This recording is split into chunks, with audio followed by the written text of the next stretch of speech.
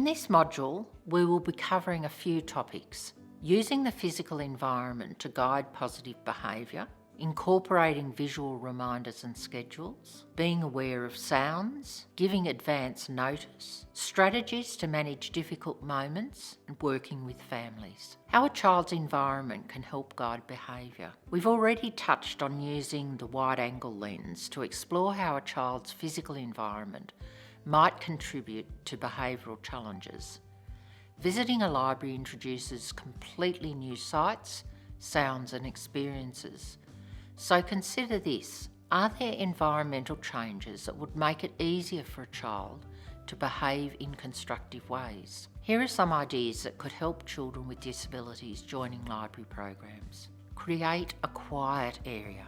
A special quiet space can help children recover when they've been upset or overwhelmed, or they just need a break. It can calm children who become agitated because of an overly stimulating environment with loud noises, bright lighting, or too much excitement. The space doesn't need to be big. It could be a corner in the children's area of the library, an improvised indoor cubby, or a special armchair. You could provide something soft, like cushions or a blanket. A variety of toys and textures can help calm children, as long as the space is not cluttered. Help the child understand that this is a snug, inviting place to be. Encourage them to use it if they are feeling sad, angry or overwhelmed, and make sure that they are not disturbed by other children. Remember that some children may initially participate a little distance away from story time and move closer as they feel more comfortable. A designated quiet space can be calming. However, in some libraries, adults occupy this space for their own uses. Include a movement area. Popular movement breaks are a great way for children to work off energy and tension. Physical activity also helps stimulate the underactive senses of some children.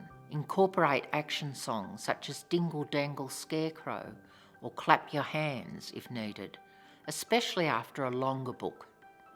You can use Sit Sit to return children to their spots. Make an area if a child needs space to move, and consider using a jumping mat or incorporate short movement breaks in activities. Have a space for movement and encourage movement breaks. Use visual reminders. Visual reminders can help prompt children and provide instructions in library programs. For example, you can use a card for sit down or to use a quiet voice. Visuals are also useful to teach children library behaviour, such as a card showing walking while inside the library. Think of some other visuals to show children that would be useful for your library and programs. Creating poster versions for display in children's activity areas could also help reinforce library behaviour. Introduce schedules. Older children can learn to follow schedules that show several activities in a sequence.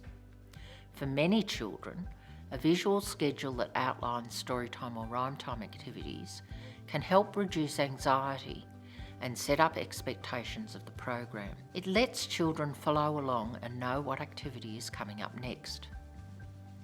A visual schedule is usually a collection of laminated square illustrations attached to a board or pad with Velcro. Here's an example. It's important to start sessions with a hello song and end with a goodbye song. Tailor the other squares to your library's activities. Using a similar schedule each week with some familiar songs can be reassuring. You can leave the schedule for display in the children's reading area for other young visitors to look at between sessions. If a child starts to become restless during an activity, you can show them the relevant activity picture and other visual reminders. This keeps things positive because you're talking about what needs to happen.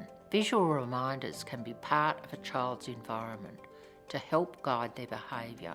Be aware of sounds. Sound also plays an important part in a child's environment.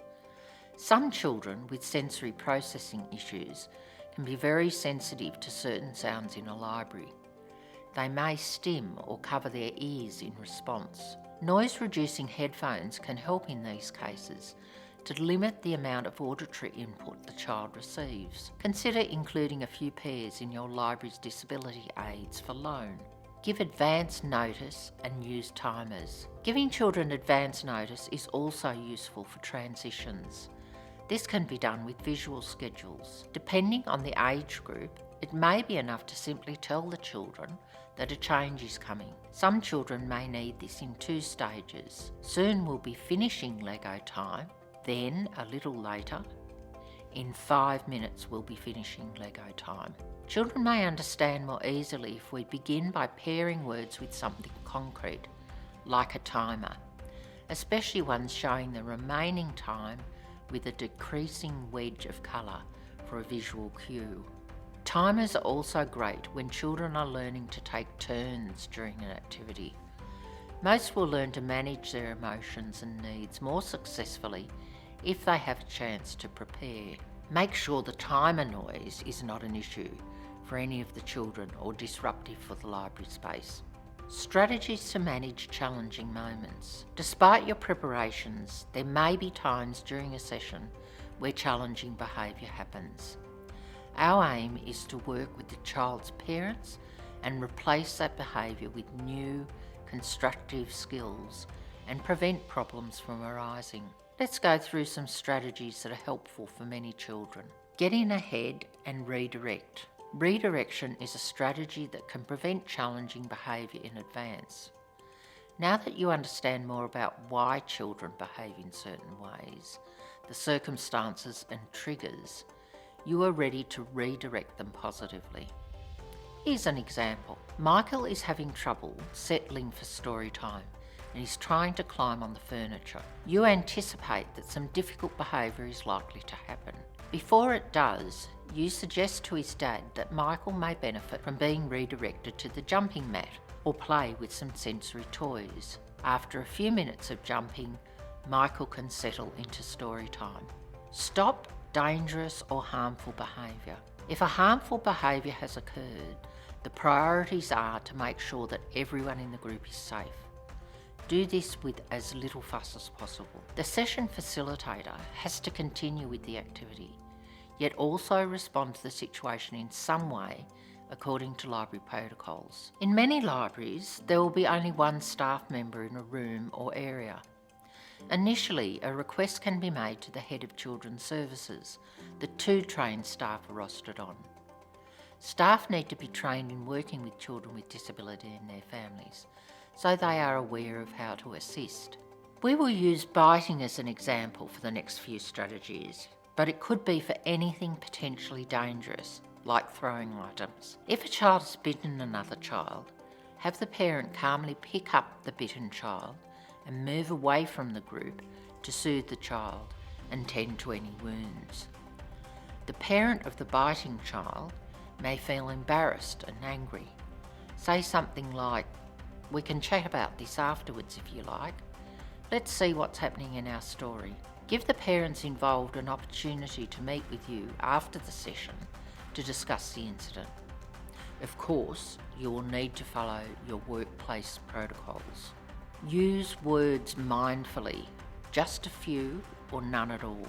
Keep in mind that scolding can be very interesting for a child.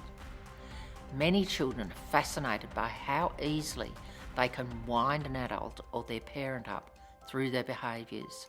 In this case, it is more effective to say very little so a child receives minimal attention. In the example of the child who bit, you may need to work with their parent and just say firmly, "No biting."